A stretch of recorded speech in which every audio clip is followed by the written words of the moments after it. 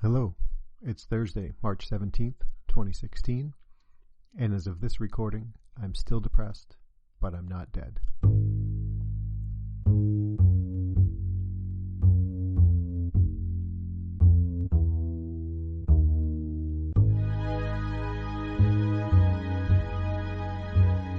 Welcome back and thanks for listening, everybody. I do appreciate you taking some time to listen to the words that fall out of my mouth. I hope I get to a point where I'm providing something of value, not only to me, hopefully therapeutically, but maybe to someone else who is on a similar path that I am with mental illness. I guess I would like to see that I touch someone and make life a little easier. But for now, let's just see what we can get out of this head of mine. I hope you're listening to this, your second show. I would like to think someone listened to my first show and thought, oh, wow, I want to hear what else this guy has to say. A few things I did notice editing that first show is how flat my voice was. And I think part of that conveyed my feeling at the time. I was pretty well down on that day, really low energy, which is pretty general for me, but that just seemed to be where I was at.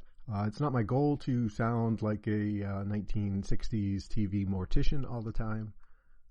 In general, I do not have that much, I don't have that much range in my voice. I guess I am pretty monotonous in my speaking, but I will try to liven it up for you guys. Another thing I did notice when I was editing was how often I used or in my speech. I did edit out probably 60 to 70 of those, and I'm not sure where I'm going to come down on that in the future. I notice I do say it a lot. Sitting here just in front of this microphone is a little weird, and I do kind of require that to kind of get my thoughts ready to come on out and tickle your earbuds. So we'll see what happens. A couple other housekeeping notes. You can reach me on Gmail at depressed.0.ded@gmail.com or on Twitter at depressed_0_ded. I would love to hear from you. Just let me know, hey, I listened to your show. Who knows? What the heck? Send me a message, say, hey, your show sucks. I won't be offended. I would appreciate you give me a few ideas on how to make it better, but I'm open to any and all communication back and forth with this. So without getting too farther along into boring stuff, let's get going.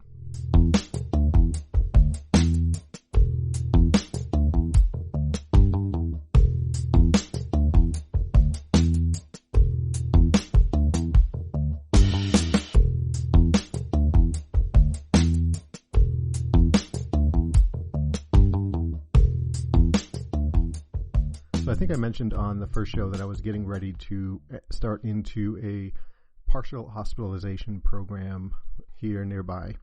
It's, for those who don't know, there's a couple different ways you can go into intensive therapy. The first would be mandated inpatient hospitalization, which it's common for folks who have attempted suicide. I imagine it's in every state. I've got a lot of education still to go.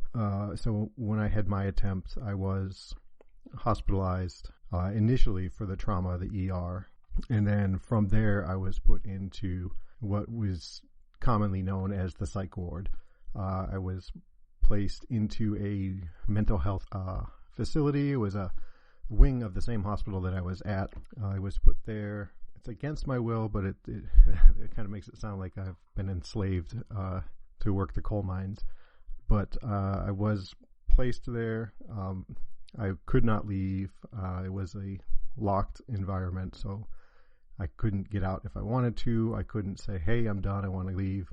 I was there until the staff psychiatrist felt that was at a situation or in a mental state where I could go home. So that is one option. There are other options where you can voluntarily go into the same kind of mental health care, be it a wing at a hospital, or I suppose there are still freestanding institutions. and to get the kind of therapy that you need. And I believe in many cases like that, you are free to leave as you see fit. And then there are these kind of partial or day programs, they may call them in other places. And essentially, these are folks who really have a need for an intensive therapy, but are deemed to be safe to go home in the evening, spend time with their family, whatnot. Many times, folks who are hospitalized in the first way that I talked about, who are mandated to be there, they kind of, you could call it, graduate onto this day program. So at this location that I'm at, there are a few people who were in that same situation. This hospital has a gigantic, well, gigantic makes it sound like we're all crazies here, a very large and very well-respected mental health wing of the hospital. And the kind of the outpatient program, the partial, is on the second floor, and all the floors above that seem to be the closed areas where folks who are dangerous to themselves or to others, or who have voluntarily gone into a program where they, day and night, they are at the hospital, breakfast, lunch, dinner, so on and so forth. So I got there Monday morning, 9 a.m. There were 15 people that first day. Well, let me back up. So it's a 3-week program that continually moves. So there are, at any given time, no more than 20 people in this program, divided up into 2 groups. This first Monday, there were 8 people in my group and 7 people in the other group. They do that so they can kind of maximize the number of patients they see on any given day as part of their 3-week program, given the staff that they have and the time required, but also dividing up into 2 groups so that it's more manageable. So we started out in my group with 8 people. We sat around some great big old tables, think conference room kind of tables. That's kind of like our 1 hour of group therapy, where we each get a chance to talk about maybe what's on our mind, kind of recap what we did since the last day. Being a Monday, lots of folks had stories about what they did on the weekend, some good, some bad, how they were feeling better than last week, better than not as good as the week before. Whatever is on your mind. So it came to my time to talk, and I pretty well diverted all conversation from that. I wasn't sure what I wanted to say. I was and still am kind of struggling with how to present myself in this group.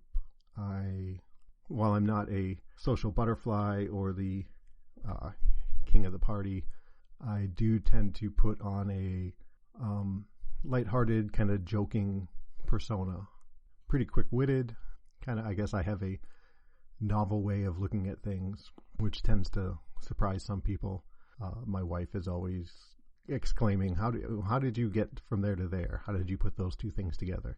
And I've done that for a long time. And I'm starting to get the feeling that, not unique to me, but that's kind of my mask, right? That's who I put out there. And I do that as a way to kind of hide myself, keep myself from showing who I really am, or maybe just who I think I really am.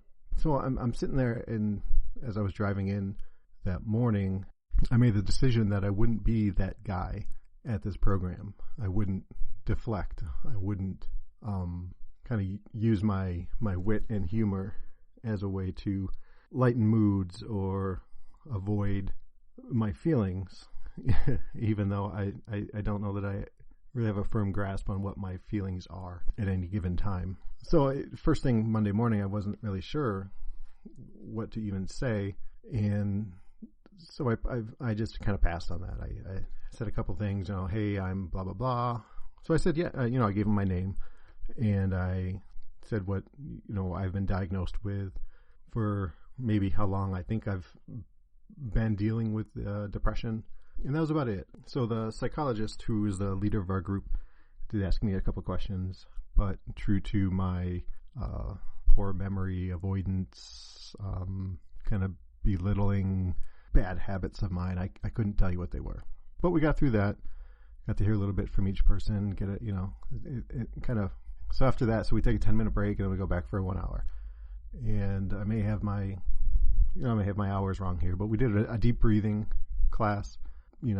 supposed to extol the virtues of deep breathing, relaxation, the benefits of deep breathing, which I'm all on board with as far as the relaxation potential of deep breathing, the kind of calming effect of deep breathing, hopefully the ability to get into a more mindful state where you're just focusing on you and trying to quiet down the voices, the arguments, the bad thoughts in your head, or crazy, uncontrollable good thoughts, I suppose. So I'm all on board with that. I'm not necessarily one who partakes in that, although I maybe should.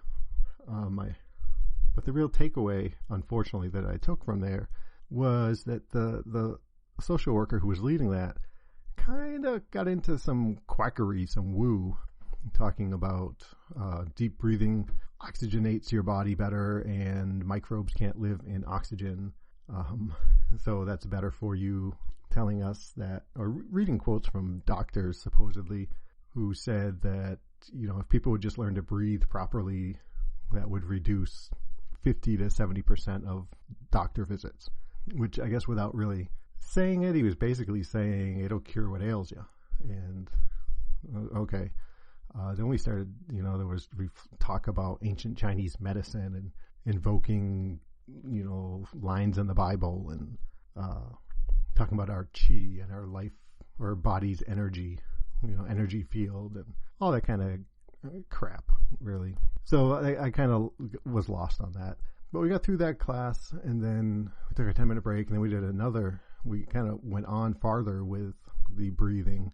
Went into a multi-purpose room, and she popped in this CD of this, I couldn't even tell you the kind of breathing it was, Qui-Gon Jinn, or, I don't know. But, so we listened to him, and he was supposed to be teaching us the ways to get to this perfect kind of breathing for relaxation, meditation, better, more healthful, wonder, snake oil kind of breathing. So we kind of go along with them, and I'm trying to practice belly breathing, right? Diaphragmatic breathing, which makes sense, and there's good data that says that you will get more oxygen into your lungs. The lower part of your lungs is where most of the oxygen blood exchange happens. So it makes sense. So I'm going into it, and then he starts invoking ancient Chinese medicine and qi, and I forget what he called this center in your body, but he's like, so we're doing this. So he kind of would lose me, and I would get agitated and irritated and lose all my good relaxation feelings that I'd been having. And we go on. So step 1, step 2, step 3, and here you are.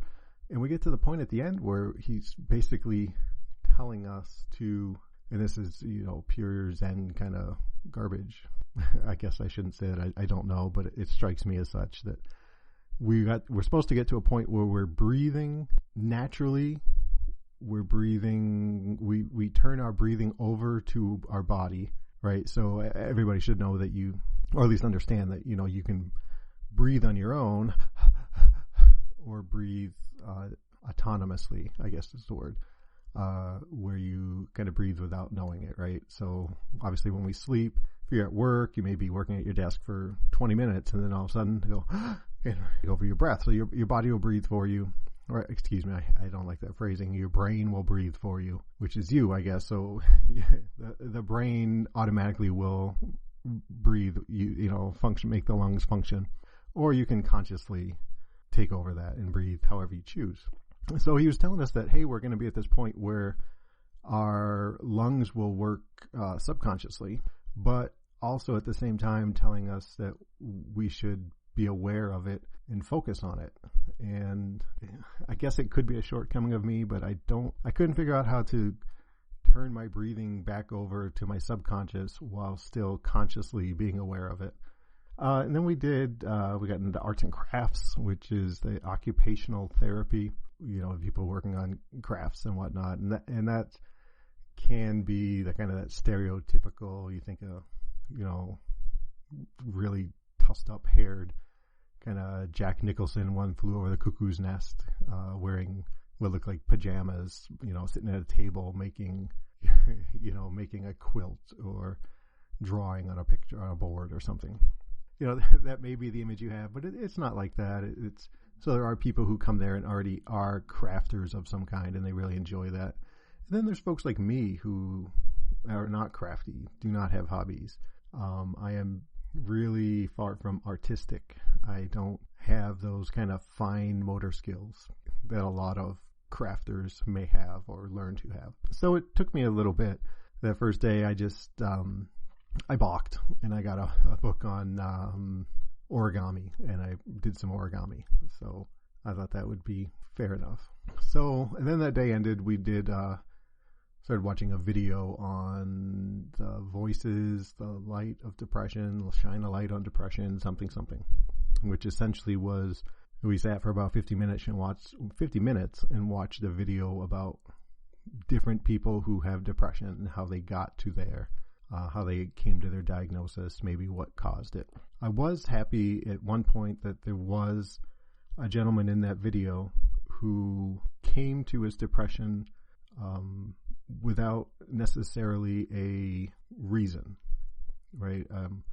Most instances when I read about, hear stories, or talk to people, they have something they can look back to and say, well, yeah, my uncle molested me, or my dad was an alcoholic, or, my mom died in a car crash and I was sitting next to her, and those are pretty far, way out there examples, but something where they could look back and say, yeah, this is the source, this is a traumatic event. And I don't know of an event like that in my life. And it has caused me on several times to really doubt the authenticity of my diagnosis of my depression.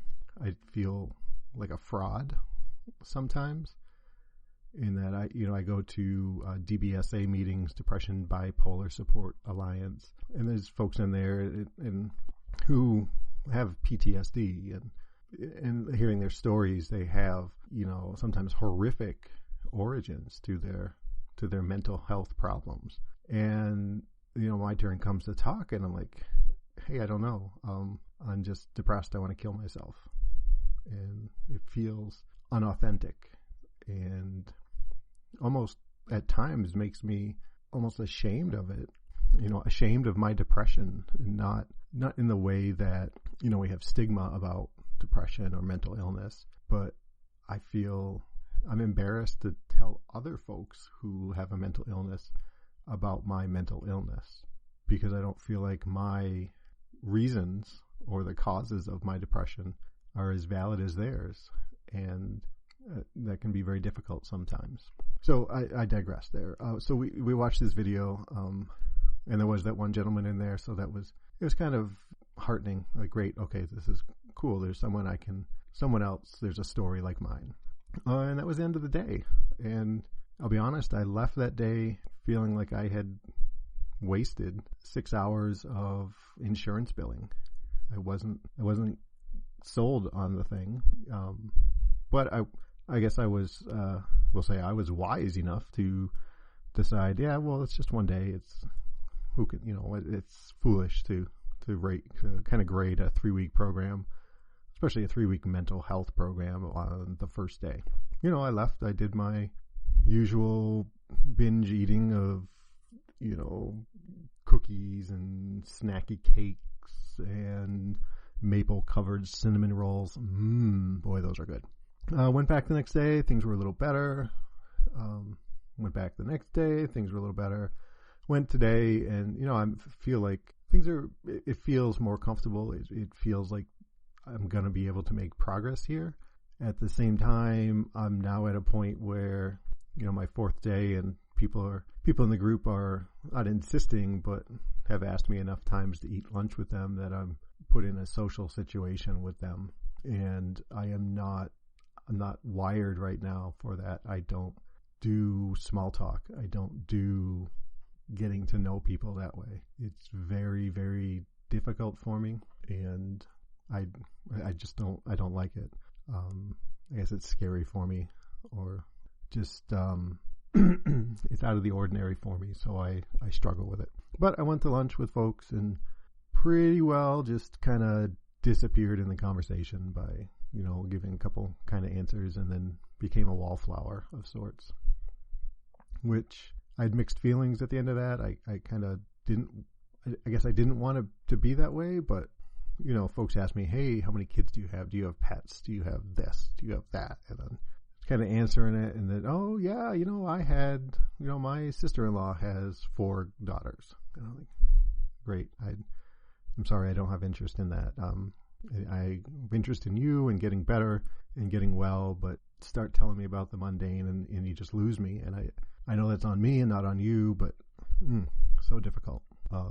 So, here I am 4 days into this 21-day program, and I'm cautiously saying things are looking promising with that program, and we'll see what happens kind of going forward. So we've decided Monday is going to be pajama day. So the good folks of Purple Group at the Crazy Town are gonna go to the program. Some on public transit, I'm sure, wearing our jammies, and I just have to decide if I want to bring my zombie slippers or not. So 4 days. Let me know, folks. We'll put a poll up. Let me know, zombie slippers or not. I feel like I should have had more details for you all about the program, and I still have to find my balance here. If I'm going to blog, if I'm going to put out podcasts more frequently. As I may or may not have mentioned in the first show, I am relatively cheap, so I'm not pumping a lot of money into this. So I have bandwidth issues with my hosting service. So we'll see. Depends on how good I can compress these files. And I don't know. That's why I guess message me if you have enjoyed or you listen to, if you would like to listen to more, if you'd like to hear something different, if you have suggestions. And if I feel like there's at least one set of ears out there, I'll splurge another $7 a month to get a higher bandwidth so I can put more of this up. I don't know. The next time you hear from me, I will have been to home, I guess. Well, this is my home here, but back home to see my girls and my folks in a whirlwind of a weekend. I will drive 12 hours, spend a day, sleep, get up, drive 12 hours back home. My girls and my ex are going to be away for Easter weekend, and my youngest was lamenting and kind of sad about not being able to hunt for Easter eggs and see grandma and grandpa. So a few weeks ago I told her, hey, yeah, I'll be here for that, no, don't you worry. And then this program came up, and it's really put the screws to me on this traveling. But I made a promise to my little girl, and I'm going to keep that. And hopefully I can manage it in such a way that doesn't kind of throw me into a little bit of a tailspin here with my health and mental health. But while I am significantly depressed, and I do significantly avoid, and yes, there have been times when I've seen my phone ring and it's one of my girls, and I just don't feel that I can answer it. When I tell one of my girls I'm going to do something, I am going to do that, and there's really nothing that's going to get in my way of being able to do that. So I guess right now that's what my life is, keeping up with commitments for my girls and going to mental health. So yeah, there it is. Once again, please, you can get a hold of me on Gmail at depressed.0, the number 0.ded at gmail.com, or on Twitter at depressed_0_ded. So thanks again for listening. Hopefully I'll get this out for you real soon. And next week early, I'll be talking in your earbuds once again. Thanks, everybody.